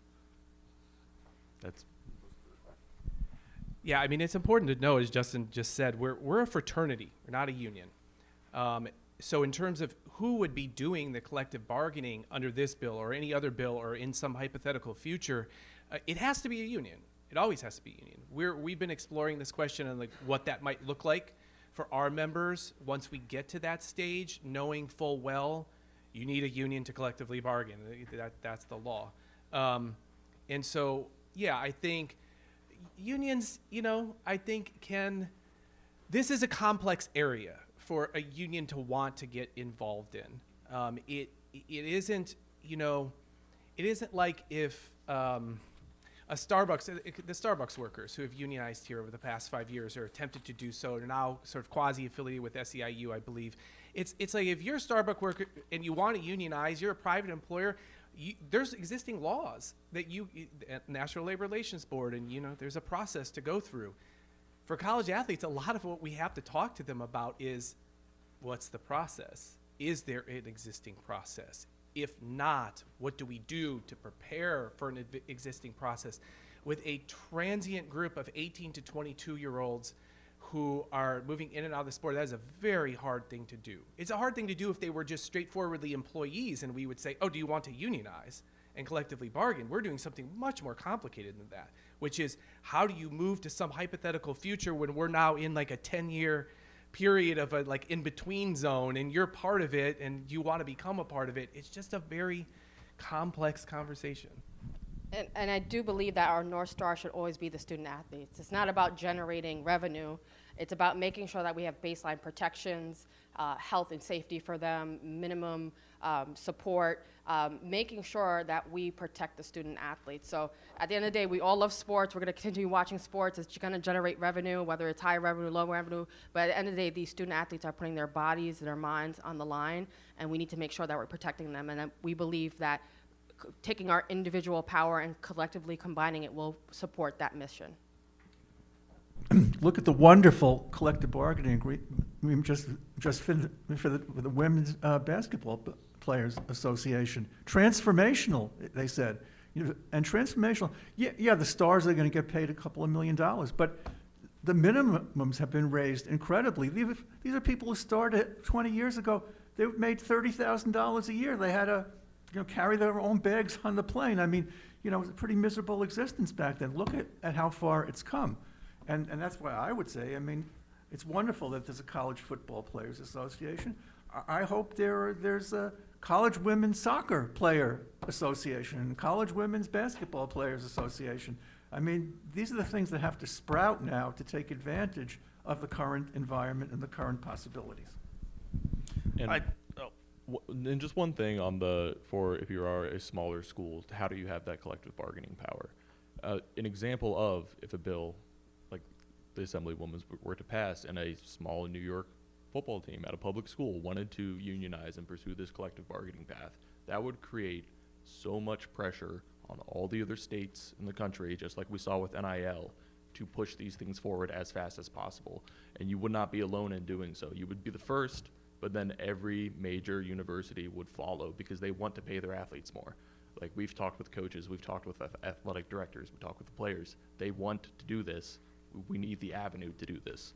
So if you're one of these people who has the opportunity to get a bill like this through or start to collectively bargain under one of these bills, you might be the first, but you will not be the last. Like, go and seize that moment. Yeah, if New York leads, it'll be, come on in, the water's fine everywhere else. But somebody's got to lead. I think it's also important to note, from the question's perspective, that many of these athletes cannot join players' associations of professional leagues, right? That's a very different kind of dynamic, right? They're not necessarily, we might want to say, interested in bargaining with potential employees that are not a part of their jurisdiction, and so I just wanted to kind of address that, as I think that was a part within. And then I think last question, and then we can open this up, because I think this is particularly pertinent. What about children and minors in NIL agreements? We're seeing increasingly younger individuals signing these agreements. I can recall, at least in Florida, there was a 13-year-old who signed a 13-year-old basketball player who signed a name, image, and likeness contract. When I was 13, I was not signing a name, image, and likeness contract. But how can we think about these protections for younger and younger groups of people? Can I grab this, because my colleague Larry Shearer worked on the creation of the Child Performer Protection Act for entertainers in New York State, whose earnings were often being stolen by various parties. Now we have a provision in the state labor law that has important protections for them, and there's monitoring, and there's education requirements that are enforced. Maybe we need the same thing for high school athletes, because believe me, NIL deals are being pitched now to high school athletes, believe it or not. And it's going down to that level, and there's going to be the same opportunities for exploitation and misinformation and taking advantage of people, there need to be protections, I believe. Just a quick note, this is also somewhat different than like European soccer institutions where like 13-year-olds are oftentimes drafted into these broader systems, but that's in an institutionalized framework, right? With protections both for the family and for the athlete writ large. Name, image, and likeness agreements by and large do not have these protections, and they're not within particular institutionalized agreements. Right. I think a particularly pertinent question. Let's open this up to the audience. Thank you for allowing us to drone on for this particular amount of time. We'd love to hear any questions from you all about this particular process. Any questions? We got a bunch of questions. Let's go. Try to keep it under a minute. Get out. Just on? Yeah. All right. You would not believe it, but as a former alpine race official and ski instructor, and also track coach. Can you hear now? Yes. Trump touched this. Give me your mic.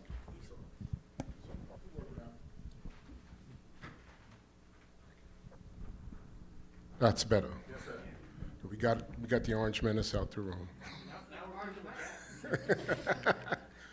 As I said, not most people wouldn't believe it, but as a former alpine race official and a ski instructor, certified, I was also formed this in because I ran track and I was a track coach. I'm seeing two things. One, with reference to children, we all know about the gentleman, his name is Quincy, he was in the Olympics. Well, his school is in Maryland, but they're recruiting people from Florida. This is getting like pros. Why the hell is a parent being, looking recruit? Now, the school is a charter school. That charter school is like 50 some odd grand a semester. How's this getting done? That's money, number one.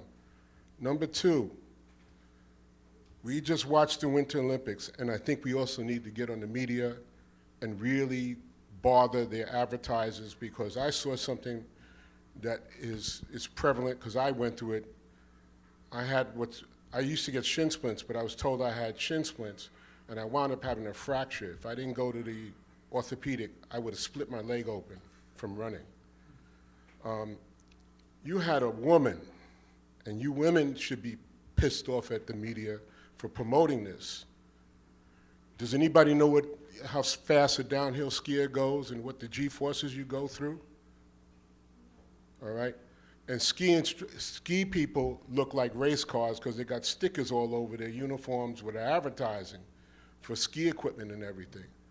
A woman was basically pressured to race with a torn ACL.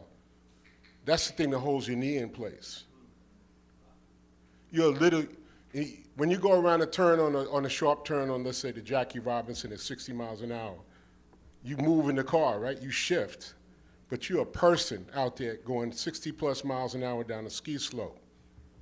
And she actually was injured more after skiing with that injury, more so than she was the woman that got first place. Because the woman that got first place dropped out of the last Olympics, rested up, and took the gold medal. So what are we doing? So do you have a question? That's the question. What are you doing about injury? Because I didn't hear really talking about being forced to play while injured. Yeah, the number one on our platform plank for the CFBPA is guaranteed access to independent medical care. So I can relate to that story very well. I played the last 2 games of my career with a torn ligament in my right ankle that I was told was just a sprain. And then once I was done, and it was now my problem, and it impacted my draft status and and I was suffering because of that.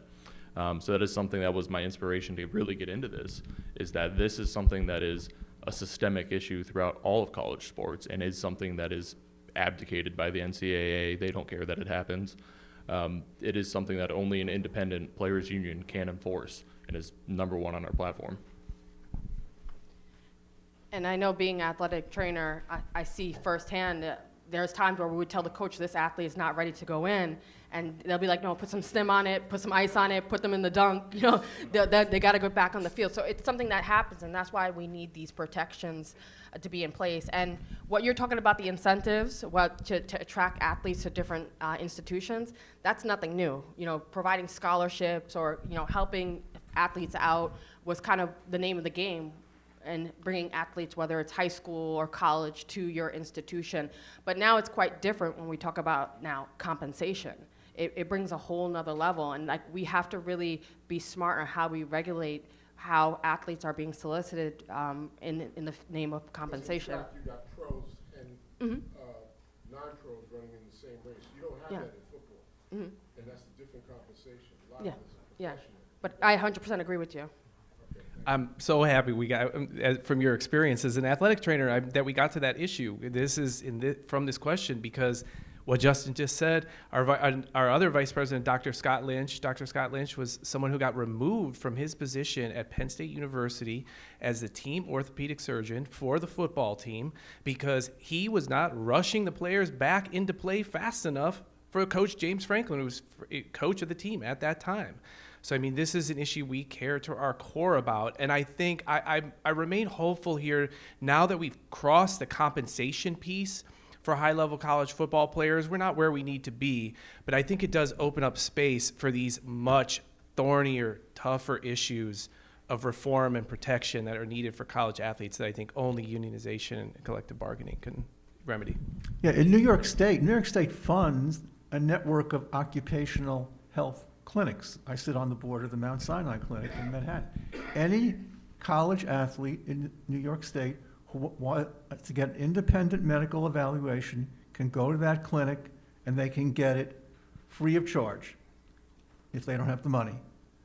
Now, we wish that there were not penalties for employers or schools retaliating against that person if they do seek the independent medical opinion, and maybe we'll get to that too. But at least in New York, we have a place where you can go and get an honest opinion. And I guarantee you it will be honest and independent. It's also important to realize that, and I bring this back from the fan's perspective. Oh, thank you. I bring this back from the fan perspective.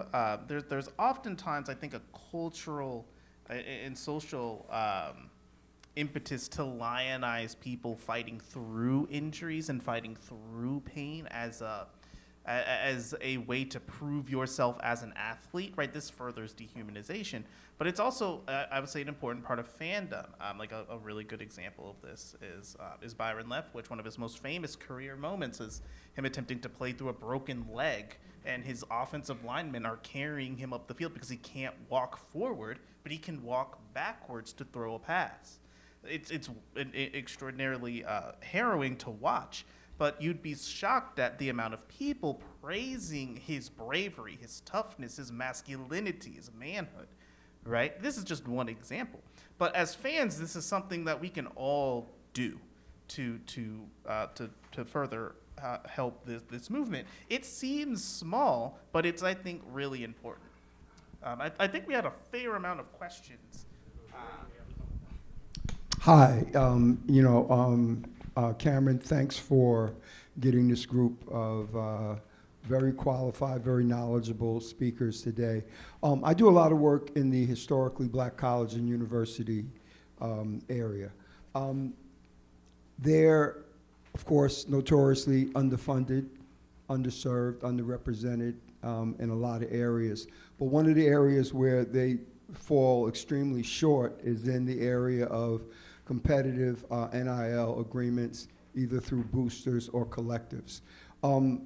Does anyone on the panel have any suggestions or ideas on how they can receive more competitive fundings? They'll probably never be at the same level as a Power Five, but they can certainly they certainly have the reach, based on the number of universities and the number of alumni of being close to some of the mid-major conferences. So I'd love to hear your ideas and insights on that. Thank you. I thank you for your work. You know, as chair of the Black, Latino, and Asian Caucus, I come at this work as recognizing that this is a civil rights issue because Black athletes are least likely to have the resources when stepping into an institution, and their labor is being exploited. And so I definitely encourage folks to, you know, there are different platforms that individuals can get on to elevate themselves in front of boosters and in front of people interested in investing in them. I suggest them also doing their own homework, going to different institutions, trying to, you know, present themselves before those institutions. There's a lot of work that needs to be done in this space, and definitely I'll get your contact information and we can see how we can elevate those voices, because really we need to ensure that there's equity and fairness in college athletes, and the core of this is making sure that these Black and brown athletes are given the support that they need. Right now, there's no floor for compensation in college athletics and college football. There's a lot of different caps on NIL revenue, how much a school can share directly, whether the NIL revenue qualifies as real NIL or if a clearinghouse is going to throw it out. We think that through collective bargaining, and then because of that, being able to do group licensing agreements with the entire collective, you can establish a much better floor so that all athletes can benefit rather than just the top few. You know, the quarterbacks, the running backs, wide receivers, they're taken care of. O-linemen, you know, women's sports, Olympic sports, there's a much different issue there. So broad group licensing agreements that can help create that floor and compensation floor to better athletes' lives is something we're definitely going after. Yeah, apropos the floor, there's a case in Pennsylvania. Athletes at 5 Pennsylvania universities brought a case that's saying that under the Fair Labor Standards Act, not the National Labor Relations, the Fair Labor Standards, which governs minimum wage and overtime, that they're employees. And that case has moved favorably through the federal district court, favorably in the Third Circuit Court of Appeals. And Jason may know more about this than I do. It's called the Johnson case. If that case settles, you're talking about payments to former athletes and current athletes for the minimum wage and overtime. That's a lot of money, even at a $7.75 an hour federal minimum wage. Did we answer did we answer your question, sir? Yes, and you know, I wasn't actually searching for, you know, a lottery ticket, but you did give me some direction. And Assemblywoman, I do appreciate your offer, and I will give you my card and contact information on the conclusion of this event. Thank you very much.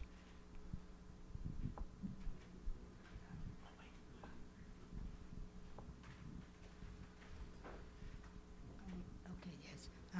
Well, a lot of women, they suffer a lot of things, and they do not get paid. And women in their athletes, like basketball and whatever, and sometimes it affects their childbearing. And also, I was found out that they didn't have many doctors there to take care of women when they get hurt and different things like that on the field. And this is something that I think, and also their pay wages should be the same as men.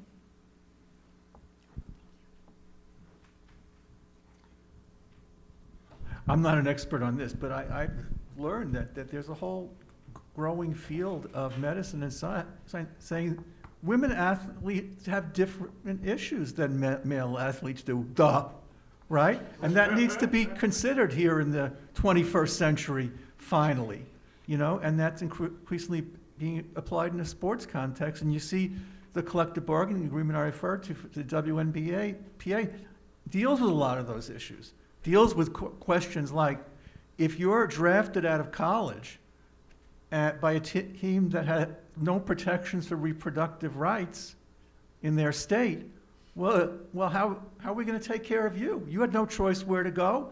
You need to be protected somehow. All of these questions are arising, and they're being addressed by some of the best unions, frankly, and there are going to be lots more that need to be answered. But it's a very, very important question. Hello there. I'm a master's student here at SLU in urban studies.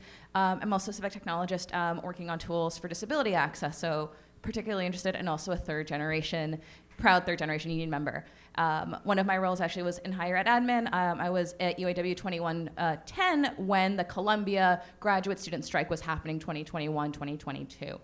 And so that itself was after Columbia dragged its feet for years after the NLRB actually ruled that, in fact, these were workers who also happened to be students.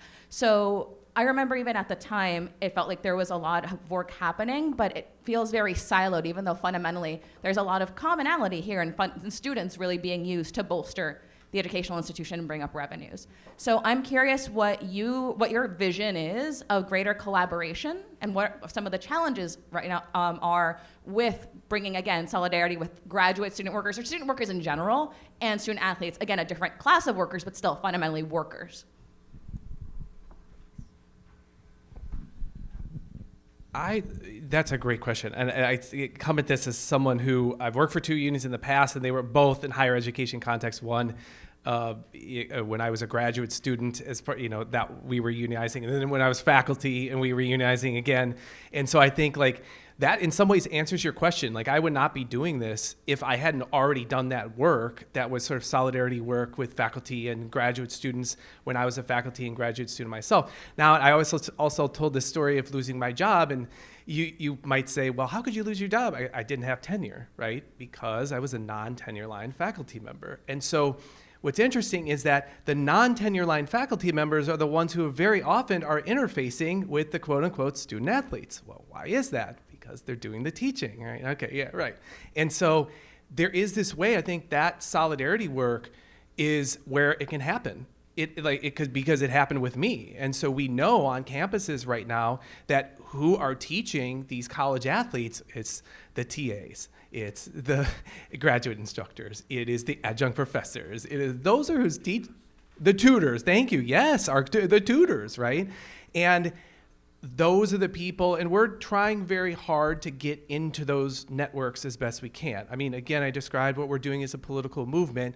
That solidarity work is so important for any type of political movement, right? Because you need to get in, because guys like Justin, when you're at that high level, particularly after COVID, right, where all the classes move online, right? So if you're at Clemson, these guys are just taking online classes so much by comparison of, maybe Clemson's a little bit better compared to some other schools, but the online classes can be such a problem because you don't have that in-person classroom experience, right? But yeah, the networks there of making sure that the tutors and the TAs and the graduate instructors and everyone understands what we're doing in terms of organizing college athletes, because very often they're organizing themselves too, right? And being able to kind of link up. That's how I think this is going to happen. And I do sense over this decade, you referenced the Columbia strike, that there's I think a productive way I see campus politics moving in with labor solidarity really being at its core. I just saw that More Perfect Union just started a kind of campus network of students.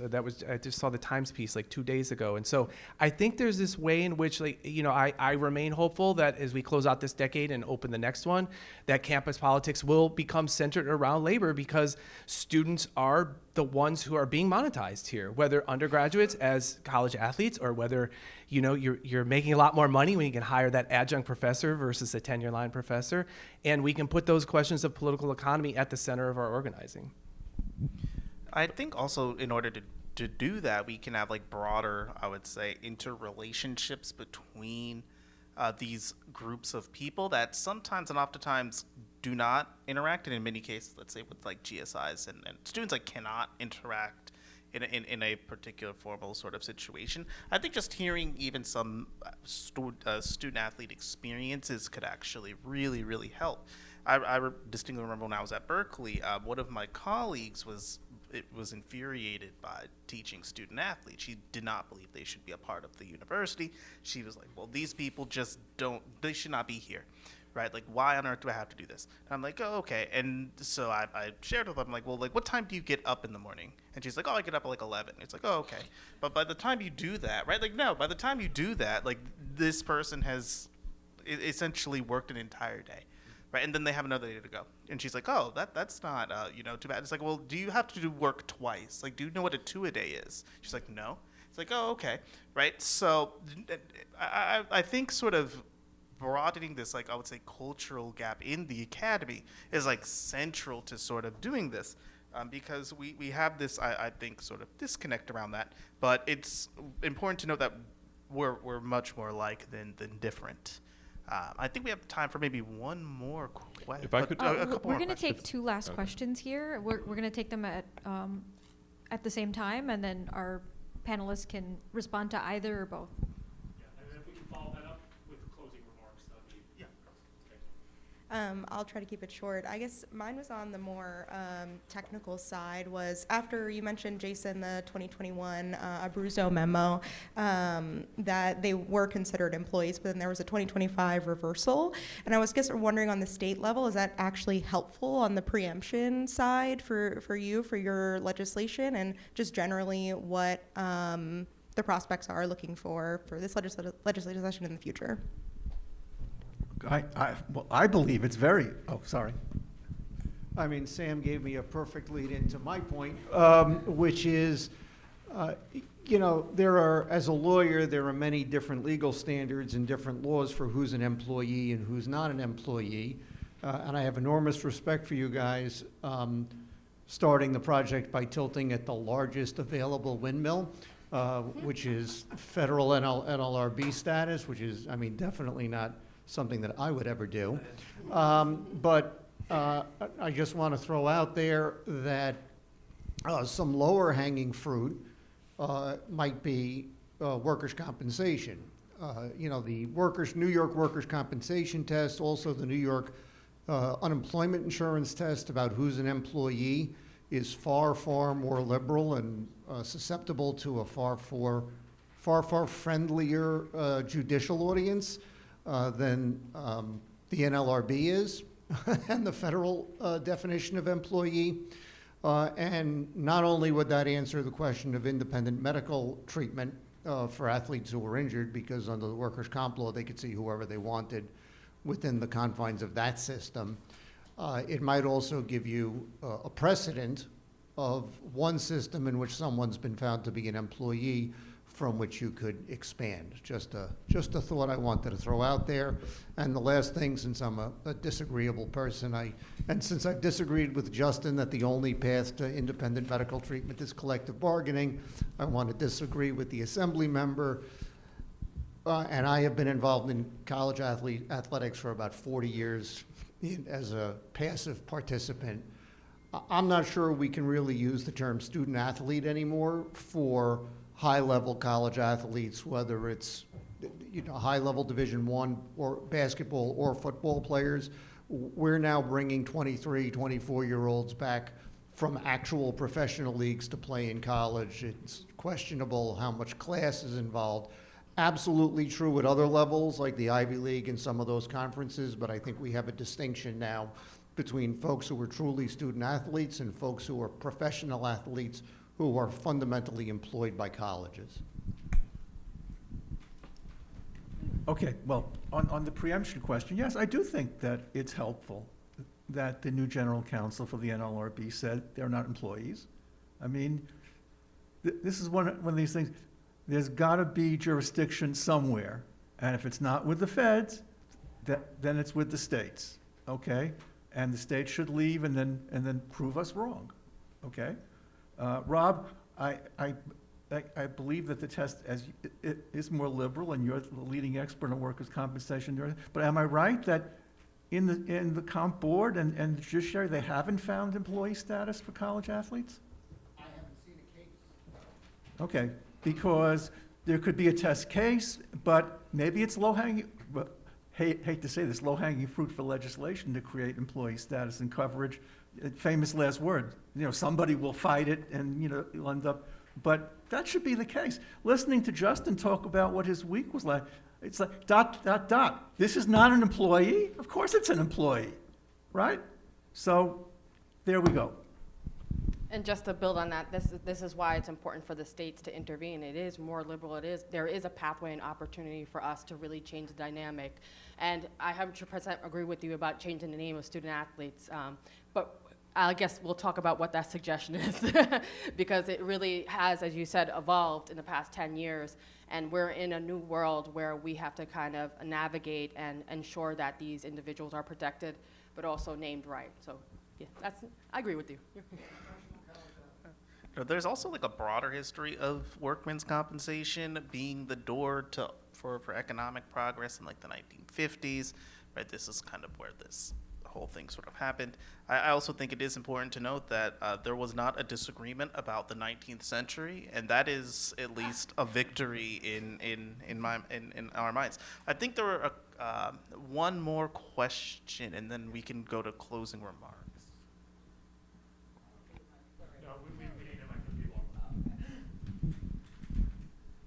Hi, I'm Samantha Rosette. I'm a former college soccer player, now a professional soccer player here in the state of New York.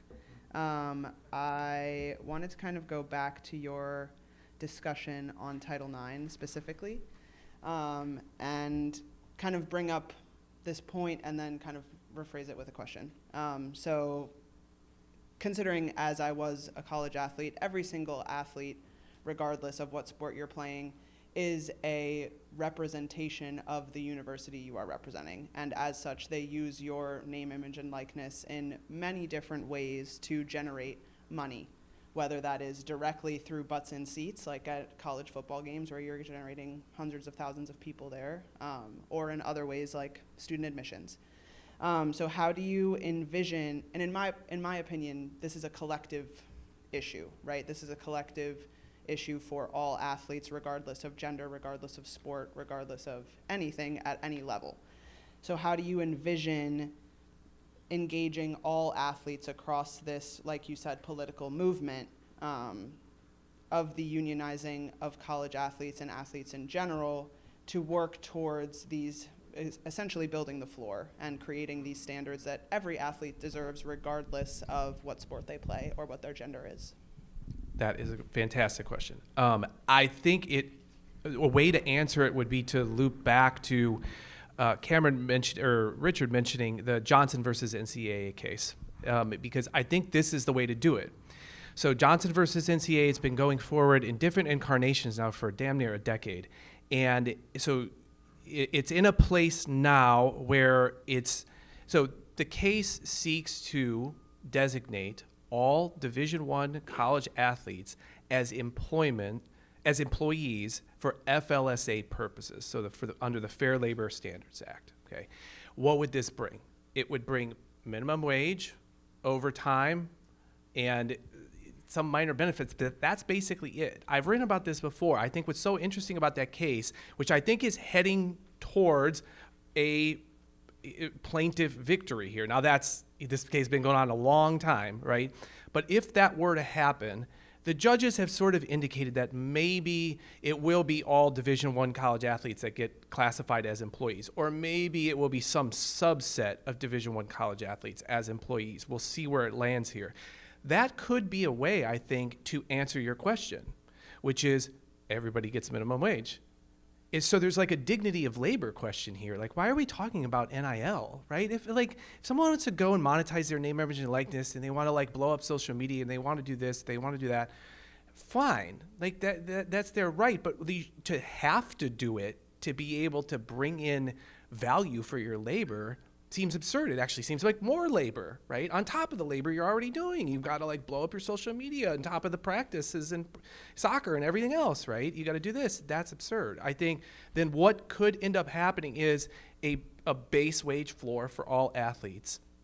And then you could have unionization, collective bargaining that brings something else about, but you're always going to have then revenue sharing on top of that, because the House, Hubbard, and Carter cases have been settled and litigated in such a way that it does allow for revenue sharing for sports that generate revenue, right? So we have football, we have men's and women's basketball, volleyball at some institutions and so forth. But that could be a way then, I think, to bring about the equitable solution that we need to the problem that your question honed in on, but then also to just restore the dignity of the labor that athletes are doing, independent of whether they're doing NIL generating income or not, right? To have that separation between NIL and your work as a soccer player or your work as a football player. can I just add to that really, really quickly? That there's this whole, there's an argument being made about the House settlement, the revenue sharing settlement, that it's not play to pay, it's marketing or something else. You know, and that gets to the core of what Jason was just saying, which is that if these people are employees for purposes of the Fair Labor Standards Act, then they're being paid. And their work is being recognized and given dignity. Not that it's marketing or some other baloney thing, right? And just to hone in on the point, education is the key. I don't think many student athletes realize that this is an opportunity, that they could collectively bargain, or there is a pathway to collective bargaining. So I think today is important because we are educating folks on this possibility. And so hopefully, and just to answer your question, the status of the legislation is that we're trying to educate people about the bill and hopefully get something done this session, if not next session, because we cannot wait. There are athletes putting themselves on the line. See, I changed the name, right? There are athletes putting themselves on the line and sacrificing themselves, and we need to acknowledge that and thank them for their labor in an appropriate way, which is the conversation that we're having. I would like to thank the panelists for providing such, I think, fascinating and interesting discussion. Thank you so much.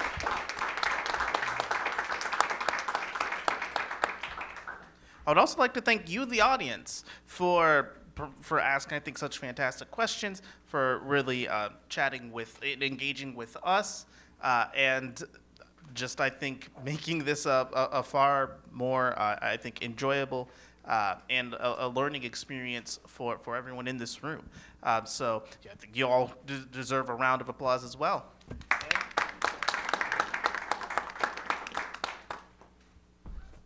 And if any wants to sort of chat for a couple of minutes further, we sort of can. But at this juncture, I would say that we're concluded, and the 19th century has finally ended.